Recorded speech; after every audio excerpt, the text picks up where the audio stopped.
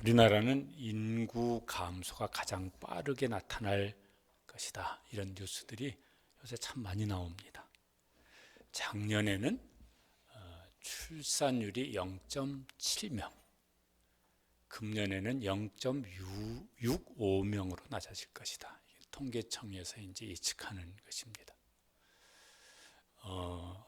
북한은 작년 출산율이 1.8명이라고 합니다.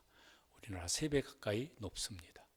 일본은 1.26명, 한 2배 정도 높고, OECD 평균은 1.58명, 한 2.5배쯤 될 것 같습니다. 그러니까 다른 나라에 비교해서 말도 안 되게 출산율이 낮은 나라입니다. 금년 초인가 그런 기사를 보았습니다. 뉴욕 타임스 칼럼니스트 로 다우서트라는 분이 쓴 칼럼이래요. 그게 이제 국내 신문에 이제 나왔어요. 한국은 소멸하는가? 그러면서 그 기사 중에 이제 일부분을 읽어드리면 2067년 한국 인구가 3,500만 명 밑으로 떨어질 수 있다. 이건 우리나라 통계청이 이제 제시한 걸 가지고 이분이 기사를 쓴 거예요. 이 정도만으로도 충분히 한국 사회를 위기에 몰아넣을 수 있다. 중리학하고 노인 세대는 불가피하게 방치되고 엄청난 유령 도시와 황폐해진 고층 빌딩이 생기고 고령층 부양 부담에 미래가 보이지 않는 젊은 세대에 이민이 나타날 것이다. 한 40년 뒤에는 이런 현상이 나타날 것이다. 생각만 해도 끔찍한 얘기입니다. 근데 지금 속도로 가면은 그렇게 될 거라는 거예요. 그러면은 어떻게 살까? 이제 아마 이제 저와 저보다 연세가 더 위신 분들은 천국에 가서 있겠지만은 우리 자녀 세대는 이 땅을 어떻게 살아갈까? 이제 이렇게 된다면 진짜 끔찍한 일이 이제 일어날 것 같아요. 한국 교회는 우리나라의 인구 감소보다 더 빠르게 교인 수가 줄고 있어요. 더더군다나 다음 세대는 아주 현저하게 줄고 있습니다.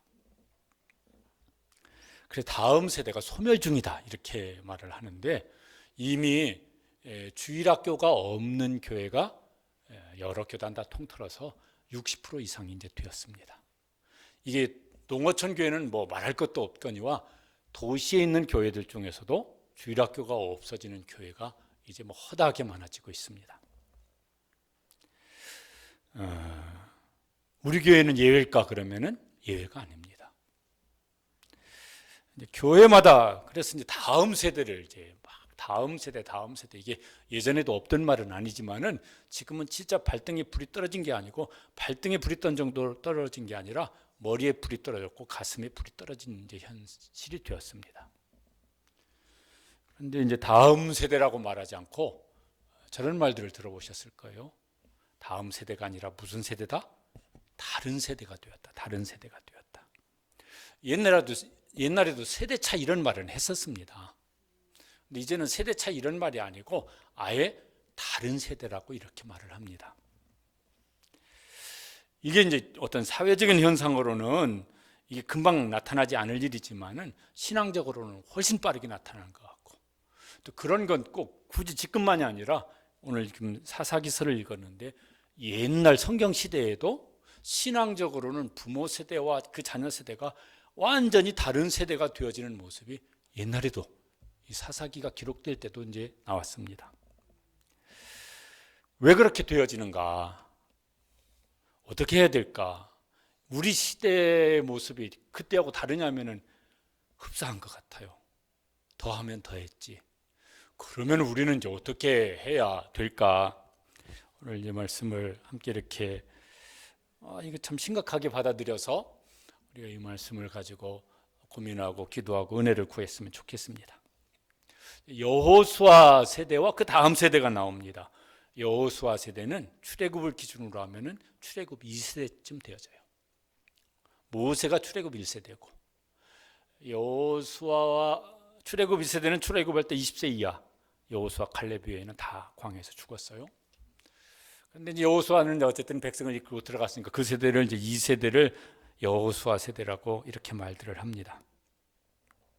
그 여호수아 세대는 이제 신앙생활을 어떻게 했나? 그게 6절에 이렇게 한 줄로 요약이 되어 있습니다. 다시 한번 읽어보시죠.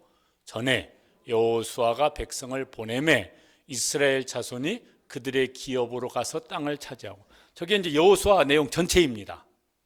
하나님 여호수아를 보냅니다. 여호수아는 백성들을 보냅니다. 백성들이 어떻게 합니까? 보내니까 갑니다. 뭐 하러 갑니까? 정복 전쟁을 하러 갑니다. 저거 소풍 가는 게 아니라 목숨 걸고 싸우러 갑니다. 가라니까 갑니다. 가서 싸워서 승리해서 그 땅을 기업으로 차지합니다. 저게 여호수아 세대의 신앙의 모습을 다 담은 내용입니다. 하나님이 말씀하시면 가라면 갑니다. 싸우라면 싸웁니다. 그게 상당히 위험한 정도가 아니라 목숨 걸어야 됩니다. 그럼 목숨 겁니다. 그런데 하나님이 말씀하신 대로 순종하니까 하나님께서 그들에게 승리를 주십니다. 기업을 차지하는 축복의 세대가 되어집니다. 이게 여호수아 세대의 모습입니다. 우리가 그런 여호수아 세대처럼 되어지면 참 좋겠습니다. 우리 자녀가 여호수아 세대처럼 되면 너무너무 좋겠습니다. 그 세대는 부모와 자녀가 함께 하나님을 섬겼습니다. 7절 말씀에 보면은 이렇게 되어 있습니다. 7절도 읽어보시죠.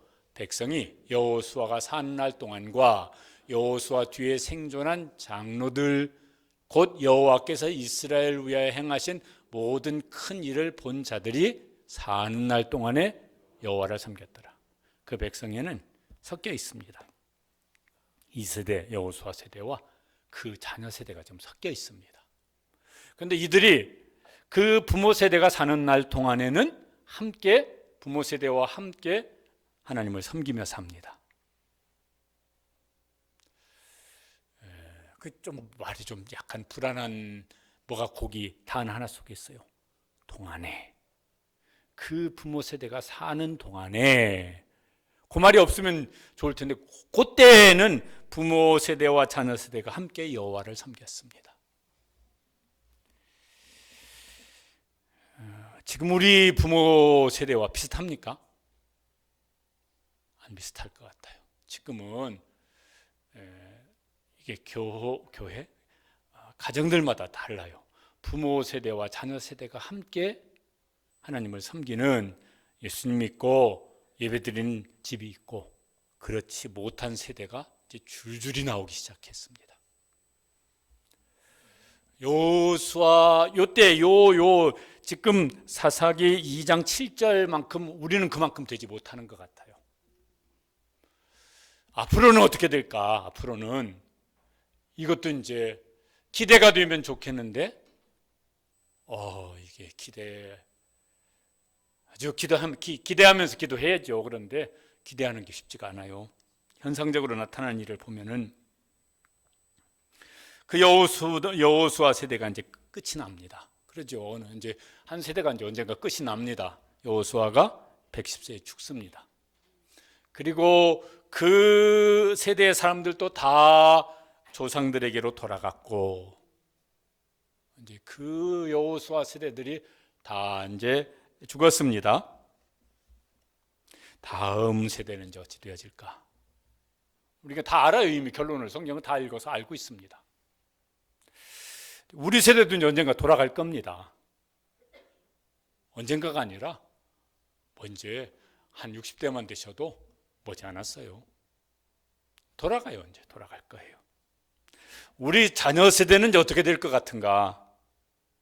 이 사사기에 나오는 이 세대와 같지는 않아야 되는데, 절대로 그런 일은 안 일어나야 되는데, 그럴 희망이 이제 막 이렇게 선명하게 보이는가?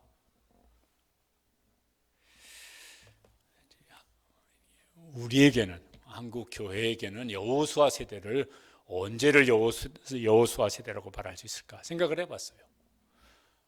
선교사들에게 복음을 들은 1세대, 일제 우리 조선 말기 일제 강점기 다 그렇지는 않았지만은 순교 세대예요.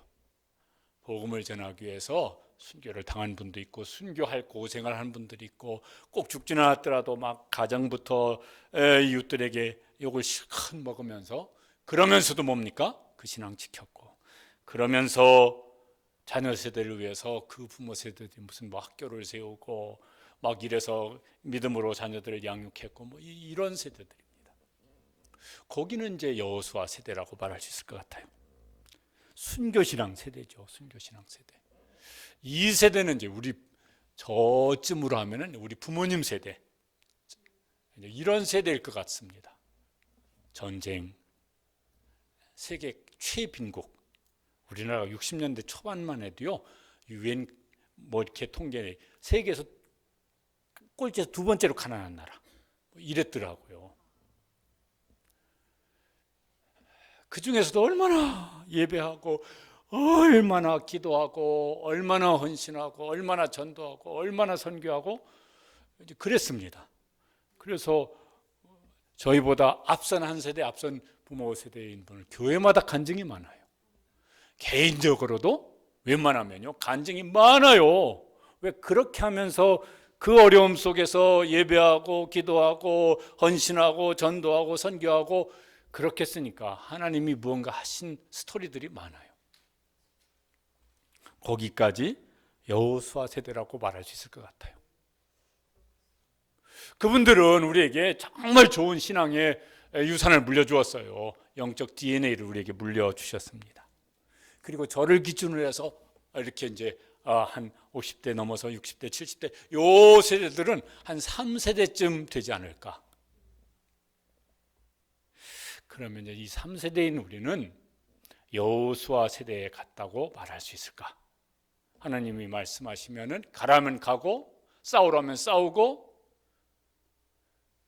그게 어떤 상황이든 그러면 여호수아 세대처럼 그렇게 헌신하고 순종하는 세대일까? 그 속에서 하나님께서 행하신 많은 스토리들이 있는 그런 세대라고 그렇게 자신할 수 있을까? 어떠십니까? 그러신 것 같습니까? 그래서 막 뭔가 막 이렇게 자녀 세대에게 간증할 거리도 많아요. 봤지? 엄마가 아빠가 어떻게 신앙생활을 하는지 그리고 하나님이 어떻게 일하시는지 봤지. 막 이래서 막 간증할 거리가 있어. 자녀들도 알아요. 우리도 그거 다 봤어요. 우리도 그거 보면서 자랐어요.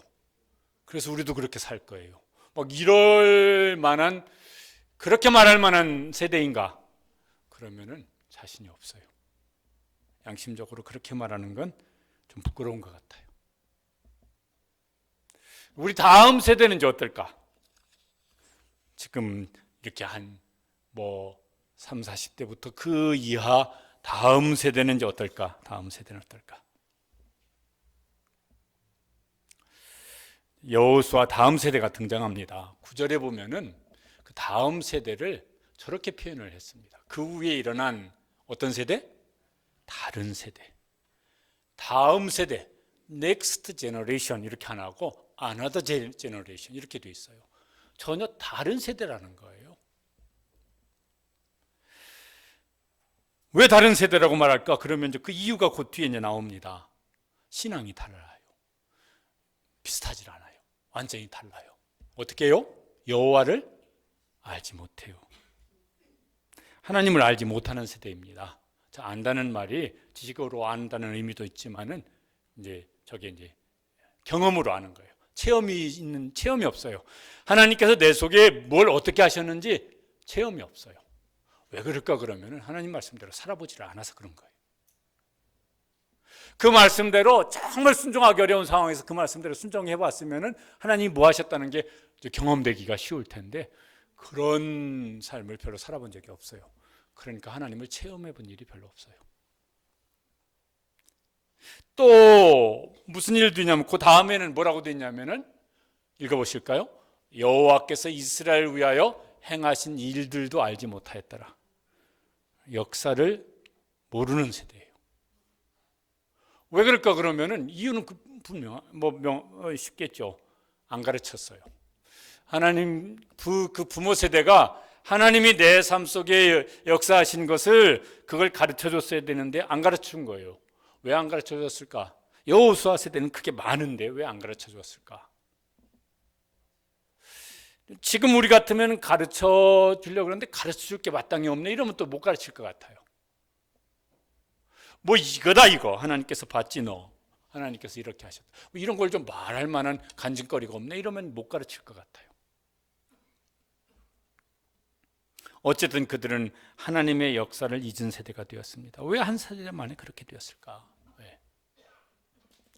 우리가 이제 끝 순서에 비전선언문이 그럽니다. 부모가 자녀를 제자 삼아 신앙을 전수하고 그거 안 한 거죠. 신앙 전수 안 한 거죠. 했는데 뭐 이렇게 잘 되지 않을 수도 있겠지만은 자녀를 제자 삼는 것 그래서 신앙 전수하는 게 이게 뭐 같은 잘 되지는 않은 것입니다. 여호수아 끝에 보면은 여호수아가 그때 이제 이렇게 내가 죽을 날이 멀지 않았다 이렇게 할 때 이미 그런 어떤 위기의식을 느끼고 있었습니다. 그래서 그때 그 백성들을 모아놓고 아주 강력한 도전을 이제 합니다. 여호수아 24장 15절에 보면은 이렇게 말을 합니다. 너희 섬길 자를 오늘 택하라. 오직 나와 내 집은 여호와를 섬기겠노라. 그 앞에 어떤 말이 나오냐면은 너희가 그렇게 하나님이 시원찮아 보이거든 하나님 집어쳐버려라. 그리고 너희 조상들이 섬겼던 저 애굽의 우상이든 지금 여기 있는 이 가나안 땅에 지금 사람들이 섬기고 있는 우상이든 그거 섬겨라. 하나님이 너희 눈에 그렇게 시원찮게 보이면 하나님 집어쳐버려라. 그 시원찮은 하나님 뭐하러 그거 믿겠다고 뭐 이러지 말고 아예 그냥 우상 따라가라. 근데 그들이 대답을 합니다. 무슨 소리입니까? 우리는 하나님이 우리에게 무슨 일을 하셨는지 우리는 다 경험하며 살았습니다. 그래서 저렇게 대답을 했습니다. 읽어보시죠. 우리가 결단코 여호와를 버리고 다른 신들을 섬기지 아니하오리니. 마음이 흔들리다가요. 그 말을 듣고 그렇지. 우리 인생 속에 하나님께서 무슨 일을 어떻게 하셨는지 우리가 경험하며 살았는데 어떻게 무슨 하나님을 버린데 말도 안 되는 소리다. 이러면서 이제 마음의 결심을 새롭게 한 겁니다. 그런데 자기들만 그 결심을 잘 지킨 것 같아요. 자녀 세대 다음 세대에게는 그 신앙 전수를 못했습니다. 그건 또 왜 그랬을까? 왜 그랬을까? 그 다음 세대 자녀 세대들은 이제 그래서 이렇게 나와요. 뭐냐면은 하나님 섬겼다고. 그 부모 세대는 뭐요? 하나님을 섬겼어요. 그 자녀 세대는 누굴 섬겨요? 바알을 섬깁니다. 우상을 섬깁니다. 우상 섬기는 세대가 되어져요. 또 그 다음에 뭐라고 나오냐면은 조상들의 하나님 여호와를 버리고 처음에는 양다리 거쳤을지 모르겠습니다. 근데 이게 좋아요.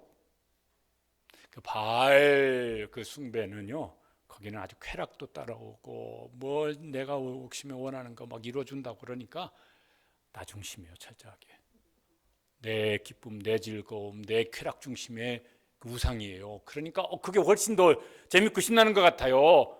그래서 하나님을 버렸어요. 부모 세대의 신앙을 부모 세대의 하나님을 버리는 다른 세대가 되어집니다. 그래서 이제 그 다음에 뭐라고 나오냐면 이렇게 나와요. 여호와를 진노하시게 하셨다. 하나님이 자기 백성이시니까 버리지는 않으시는데 돌이키는 작업을 하십니다. 그러니까요 하나님께 자꾸 그들을 괴롭게 하셔서 하나님을 찾게 만들어요. 그게 사사시대 내내 계속되어지는 일이잖아요. 하나님이 그들을 돌이키죠. 괴롭게 하시고 그러면 하나님 살려주세요. 그래서 회복을 주시면 금방 또 하나님을 버려요. 그렇다고 하나님 포기하지 않으시고 또 괴로움을 주시고 그러니까 하나님도 괴롭고 자기들도 괴롭고 피차 이제 괴로운 겁니다.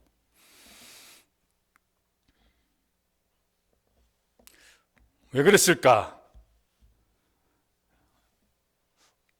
우리 세대도 그렇게 되어가는데 그 이유를 다 아십니까?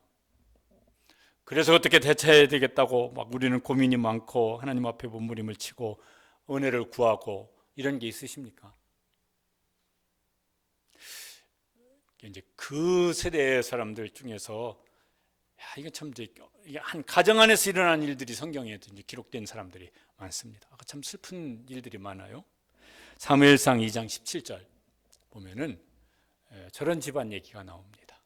이 소년들의 죄가 여호와 앞에 심히 크면 그들이 여호와의 제사를 어떻게 했더라? 멸시하였더라. 예배를 싫어하는 정도가 아니라 예배를 멸시했어요. 그 아버지가 누구냐면은 제사장이고 사사인 사람이에요. 누구죠? 엘리에게. 아버지는 이렇게 뭐 비유하는 게 적절할지는 모르겠지만 아버지는 목사인데 아들이 예배 시간에 예배를 멸시하는 일을 합니다. 제가 그 신학교 다닐 때 제가 직접 본 건 아니고 저하고 같은 방에서 자취를 5년 동안 했던 1년 선배가 주일날 교회 갔다 와 저녁에 오늘 우리 교회에서 이런 일이 있어서 그러면서 얘기를 하더라고요. 목사님이 설교를 하는데 청년 하나가 여기 이렇게 가운데 있잖아요. 보통 예배당에 의자가 이렇게 네 줄로 있으면 가운데 줄로 청년 하나가 술 먹고 술주정을 하면서 소리를 지르면서 강대상 앞으로 나왔어요. 그게 그 목사님 아들이었어요. 뭔 사연은 있죠. 그걸 여기서 말할 건 아니지만은, 야, 아버지는 설교하고 있는데 아들은 술 먹고 비틀거리면서 소리 지르면서 아버지 설교하는 걸 방해하러 나온 거예요. 아이고 참, 뭔 이유가 있죠. 뭔 이유가 있었을 거예요. 여기 지금 이 엘리는 아버지가 제사장이고 사사인데 아들들은 예배를 멸시를 했습니다. 한 집이 더 나와요. 사무엘상 8장 3절에 보면 저런 말씀이 나옵니다. 읽어보실까요? 아버지의 행위를 따르지 아니하고 이익을 따라 뇌물을 받고 판결을 굽게 하니라. 아들이 사사가 되어졌는데 아버지 행위를 따르지 않아요. 이익만을 추구해요. 그 자리에서 이익만을 추구를 합니다. 뇌물을 받고 재판을 개판으로 합니다. 저 아버지는 사사이고 제사장이고 선지자인 사람입니다. 저 아버지 누군지 아시죠? 누구예요? 사무엘입니다. 아버지는 그렇게 하나님을 섬겼는데 그의 아들들은 다음 세대는 완전히 다른 세대가 되어져 버린 것입니다. 이게 남 이야기면 옛날 남 이야기면은 아이고 참 안 됐네 이러고 말겠는데 이게 남 얘기냐고요. 이게 남 얘기 아닌 집이 우리 안에도 많잖아요. 점점 많아지고 있지 않습니까? 한국 교회 다음 세대가 이제 어떻게 이제 변하고 있나? 목회 데이터 연구소에서 작년 말쯤에 나온 책이에요. 그 중에 이제 여러 통계들을 이제 많이 이렇게 연구를 해가지고 조사해서 발표했는데 그 중에 하나가 2017년에서 2023년, 그러니까 한 5, 6년 사이에 일어난 이제 변화예요. 20대는 2017년에는 나는 기독교인입니다. 이게 17%였었는데 한 5, 6년 사이에 6%로 한 3분의 1로 줄어들었어요. 저게 30년 동안 일어난 게 아니라 6년 사이에 저렇게 일어났어요. 30대는 그 6년 사이, 5, 6년 사이에 17%에서 9%로 줄어들었어요. 40대는 19%에서 14% 줄어졌어요. 50대는 이제 여기 이제 나이 먹은 사람들이에요. 그 부모 세대들이에요. 거기는 그냥 근근히 유지되고 있어요. 60대는 이제 늘어났어요. 왜? 전체 100을 놓고 했을 때 여기가 줄어드니까 이게 상대적으로 이쪽이 이제 퍼센트로 늘어난 거예요. 6년 사이에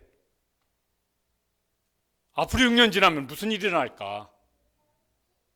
저기 초등학생까지 대입을 했으면 어떻게 되었을까? 그러면요, 거기 더 심했을 것 같아요. 왜? 거기는 아예 자녀들이 더 없어졌으니까, 교회마다. 다 어디로 갔을까? 가나안 신자. 중학생은 36%, 고등학생은 46%가 가나안 신자래요. 교회 안 나가요. 종교 뭐냐? 기독교인데 교회 안 나가요. 그러다가 결국은 이제 떠나는 거예요. 또 다른 게 이게 무슨 학원 복음화 협의회인가 여기서 한 거 보면은 청년들은 나는 기독교인이라고 대답한 사람이 2.8%, 중고등학생은 3.8%라고 그래요. 그래서 미전도 종족이라 이렇게 말을 합니다. 이게 선교사님들이 선교지 나갈 때 미전도 종족으로 나가는, 우리가 이렇게 아시아든지 아프리카든지 이런데요, 복음화율 3%다 넘어요. 아프리카 같은 데는 어쨌든 뭐 신앙이 뭐 어떻게 토속화 됐든 어쨌든요, 막 60% 70% 여기 한국 선교사님들이 갑니다. 동남아도요 2% 3%는 웬만하면 다 넘어요. 거기 우리나라 선교사님들이 나갑니다. 그런데 정작 우리 자녀들, 청소년 청년들은 2%에서 3%입니다. 이게 이제 우리 현실입니다. 그리고 이게 아주 빠른 기간 동안 일어난 현실입니다.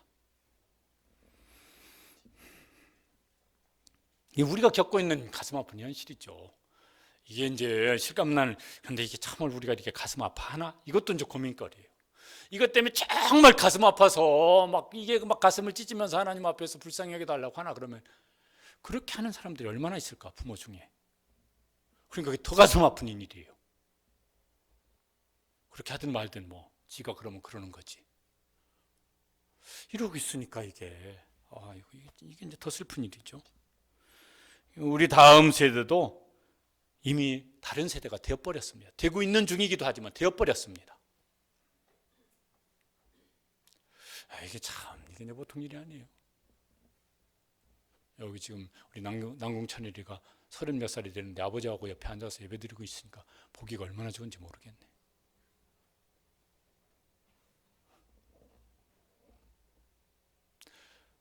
이게 참 가슴 아픈 일이에요. 가슴 아픈 일이에요.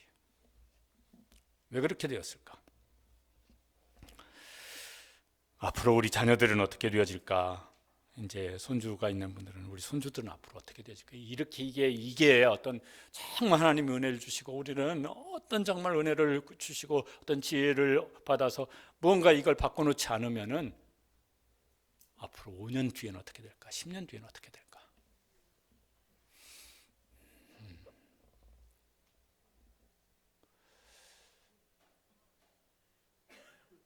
제가 이제 그런 생각을 이렇게 하면서 기도할 때도 있습니다. 우리 손주들이 다닐 주일학교가 있는 교회가 몇 교회나 있을까? 몇 개 없을 것 같아요. 지금 이 상태로 그냥 흘러가면.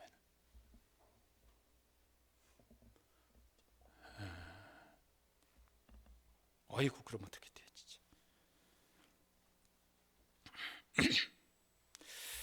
왜 그렇게 되었을까? 그러면 뭐 이유가 복합적으로 많겠죠.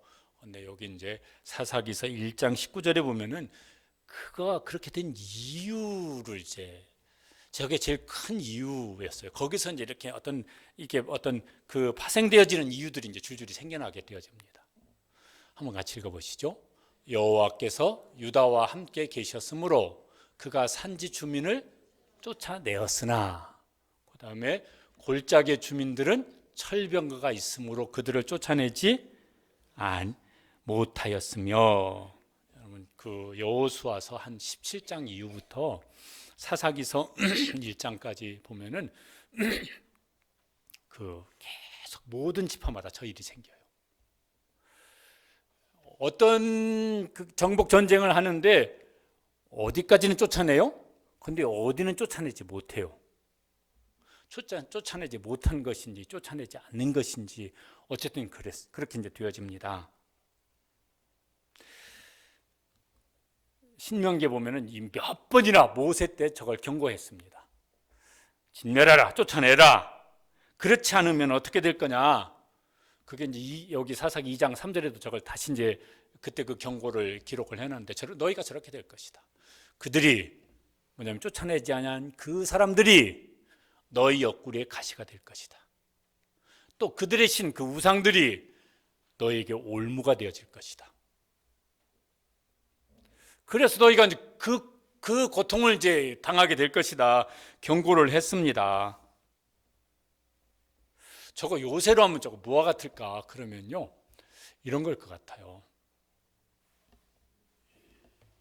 이거 암세포 사진입니다. 어떤 분이 암 진단을 받았어요. 그러면은 수술을 먼저 하든지 항암을 먼저 하든지 이제 할 겁니다. 아이고, 암세포 내비둬요. 그냥 같이 살아요. 암세포 뭐 있으면 어때요? 퍼지면 어때요? 그냥 그렇게 살다 죽으면 되는 거지. 누가 이렇게 생각할 사람이, 그렇게 말하는 의사가 있을까요? 그렇게 생각하는 환자가 있을까요? 아무도 안 그럴 거예요. 의사는 빨리 수술하자고 그러고, 수술했는데 다 잘라냈는데 그것도 뭐예요?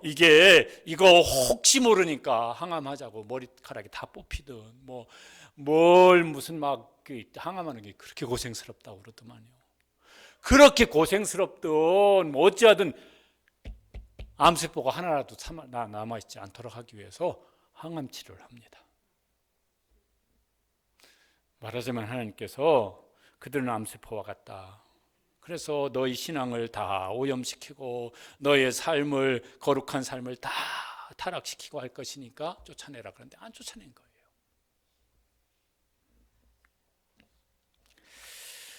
그러면서 이제 말하자면 암세포가 다 몸에 퍼진 것처럼 그렇게 돼버린 것입니다. 왜 쫓아나지 못했느냐? 19절 뒤에 보면은 이유가 뭡니까? 골짜기의 주민들은 철병거가 있으므로. 요단강을 건널 때, 여리고성을 정복할 때 그때는요 두려움이 없었어요. 근데 어느 시점부터 하나님보다 누가 더 커 보여요? 사람이 더 커 보여요. 그들이 가지고 있는 어떤 힘이 더 커 보여요. 그래서 하나님 두려운 건 잘 모르겠는데 그 사람은 두려움의 대상이에요. 그래서 하나님 따라가지 않고 사람 따라가기 시작한 거예요.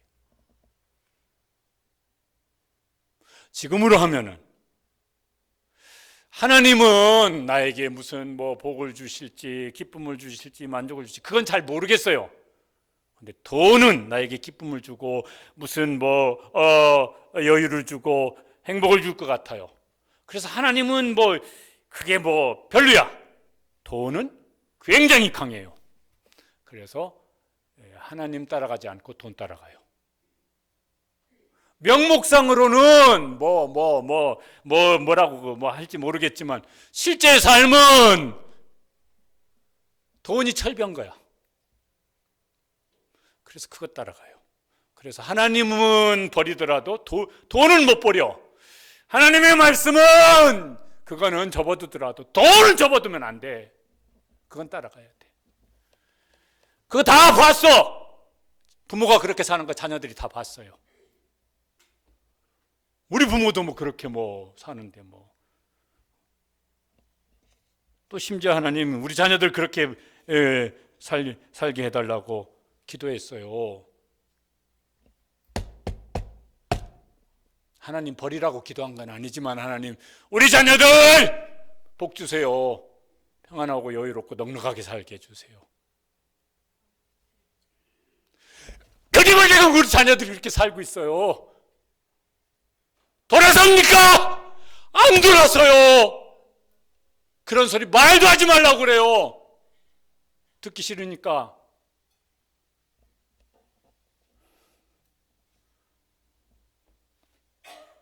그게 이제 우리 세대가 되었습니다. 우리 자녀 세대가 되었습니다.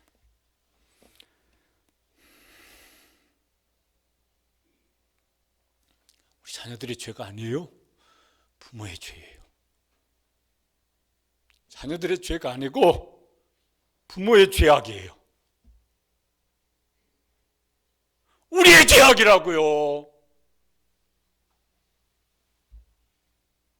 목사의 죄고 부모들의 죄고. 그래서요 세상 따라가요.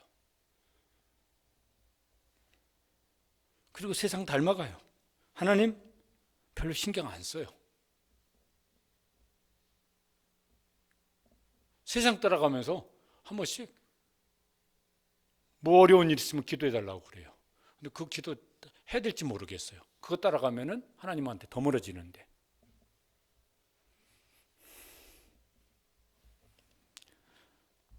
(2장 11절) 그래서 그들이 그렇게 살았다고 나와요. 읽어보시죠. 이스라엘 자손이 여호와의 목전에 악을 행하여 바알들을 섬기며. 그렇죠. 12절에 하나님께서 기다리시는데 저들 그냥 두면 안 될 것 같아 돌이키시기 위해서 하나님께서 손을 보세요. 어떻게 하십니까? 진노하십니다. 사사시대 불행한 역사가 계속되어져요. 그 역사가 우리와 우리 자녀 세대에는 안 일어나야 되는데 어떠십니까?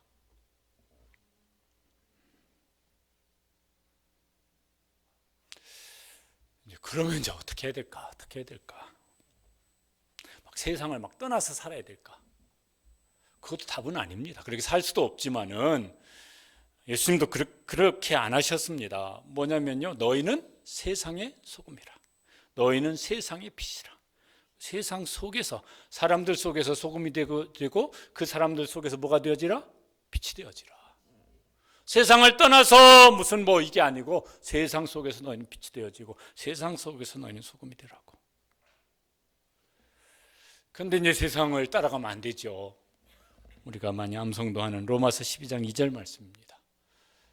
야, 저게 그렇게 돼야 되는데 같이 한번 읽어보시겠습니다. 너희는 이 세대를 본받지 말고 오직 마음을 새롭게 함으로 변화를 받아 하나님의 선하시고 기뻐하시고 온전하신 뜻이 무엇인지 분별하도록 하라. 저것도 이제 자녀들에게 뭐라고 하기 전에 부모 세대인 우리가 이 세대를 본받지 않게 되시길 바랍니다. 아니, 본받아 살아왔어요. 많은 여러 가지 면에서. 근데 지금이라도 어떻게든 이 세대를 본받지 않는 것을 나도 그렇게 마땅히 살아야 되겠고, 또 이 세대를 본받지 않는 삶의 모습을 자녀들에게 보여주시기를 바랍니다. 왜 그렇게 사는 방식이 달라졌어요, 갑자기? 내가 잘못 살아서 그래. 지금부터라도 제대로 살아보려고 그래. 그렇게 좀 가르쳐 주셨으면 좋겠어요.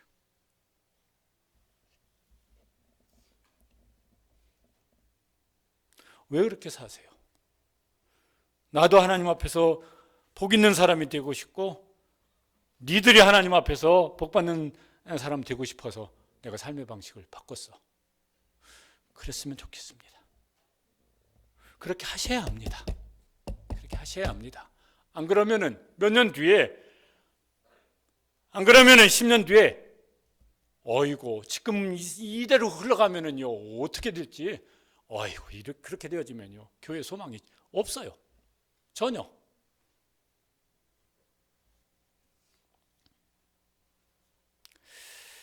우리가 주보에 써 있는 대로 그냥 허울 좋은 뭐 폼나는 소리로 써놓자고 써놓은 건 아닙니다. 부모가 자녀를 제자 삼아 신앙을 전수하고 사명이거든요.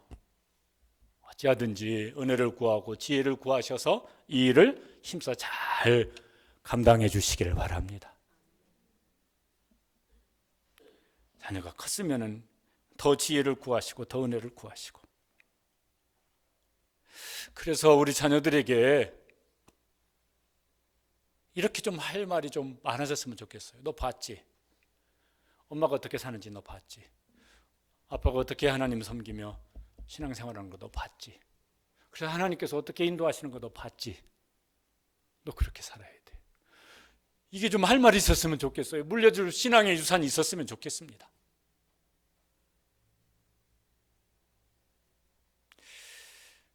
이제 우리 그 주일학교에서 수년 전부터 주일학교에서 가르치는 것, 집에 부모님들이 가정에서 어떻게 자녀들하고 그걸 이제 연결시켜서 성경 공부도 하고 가정 예배도 드리라고 수년째 하고 있습니다. 어려운 집들도 많아요. 하고 싶어도 애가 말을 들어야 하지요. 막 이런 게 제일 힘든 일들이 많으시고, 그래도 어떻게든 은혜를 구하시고 지혜를 구하시고 부모에게도 힘을 주시고 자녀에게도 하나님께서 성령님께서 감동을 주시기를 사모하시면서 하시기를 바랍니다.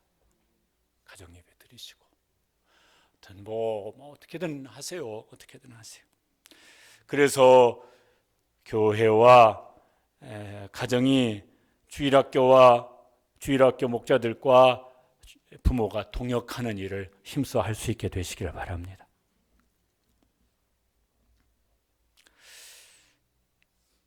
그런 걸 좀, 이거 어떻게든 뭐든 좀 해봐야 되는데, 그래서 밑에다가 붙여놨어요. 1:1 입양을 하셔서. 내 자녀는 지금 다 컸지만은요, 그래도 손주가 다 있으니까, 어떤 손주라도 뭐 품으시고 하세요. 근데 아직도 이렇게 보니까요, 거기 칸이 비어있는 아이들이 아직도 있어요. 그 애들이 그거 보면은, 야, 나를 위해서는 아무도 관심 가지고 기도해 줄 사람이 없다. 그러면 애들이 시험 들 것 같아요. 저는 거기 어디다 하나 쓸까 그러다가, 이거 하나만 쓰면은 목사님이 우리 애한테는 안 쓰고 얘한테만 썼네.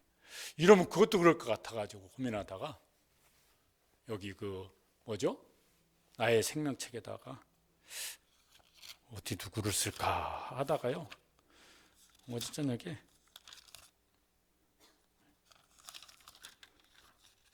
유아부 5명이에요 현재. 유치부 13명, 이름을 여기 다 썼어요. 초등부 37명, 중고등부 하여튼 한 번씩이나 나오는 애까지는 32명인데 다 합하면은 68명이에요. 청년부는 오늘 써야 되겠어요. 쓰다가 못 썼어요.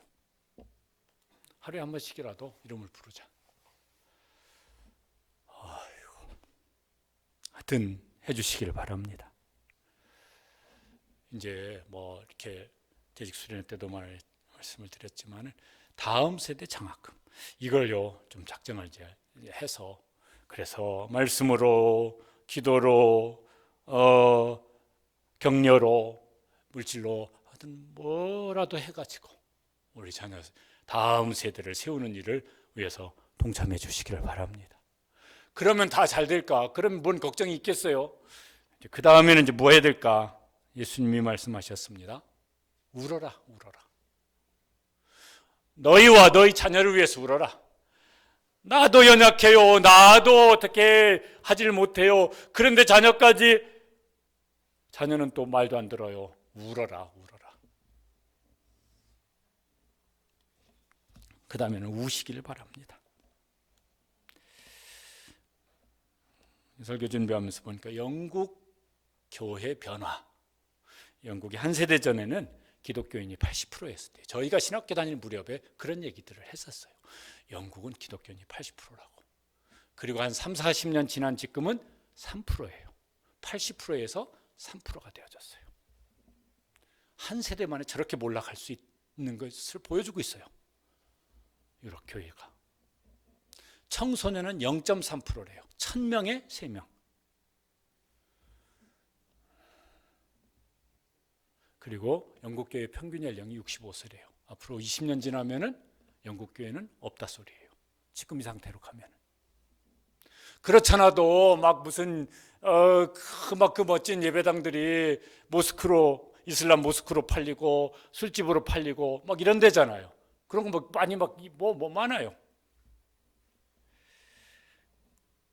연말에 아는 목사님이 영종도에 사시는데 밥 먹자고 그래가지고 밥을 먹었어요. 여기 유명한 카페가 있어. 가서 차 한잔 하자고. 저기 무슨 건물, 무슨 사진입니까? 예배당 사진이요. 예배당 건물이 멋져요. 우리 예배당보다 훨씬 새 건물이고 멋져요. 저 안에 카페가 있는 것이 아니라 저 예배당이 통째로 카페예요. 예배당을 지었는데 교인 줄었어요. 예배당 관리할 재정도 안 되어져요. 팔았습니다. 저걸 인수한 사람이 건물 외형이라도 좀 바꾸지. 저거 그대로 놓고 안만 수리를 해가지고 카페로 만들었어요. 저게요 아주 유명한 카페래요. 줄 서서 들어가서 차를 마시는데 화도 나고 서글프기도 하고, 저게 유럽 교회 얘기가 아니라 드디어 한국 교회 얘기가 되는구나.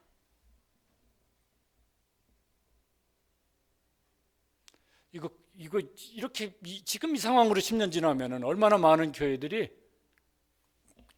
제가 이렇게 차 마시는데 여기가 강대상 이 자리더라고. 술집 아니기에 그나마 덜하다 싶기는 한데 이게 뭐야 도대체. 다음 세대가 다른 세대가 되지 않게 되기를 간절히 원합니다.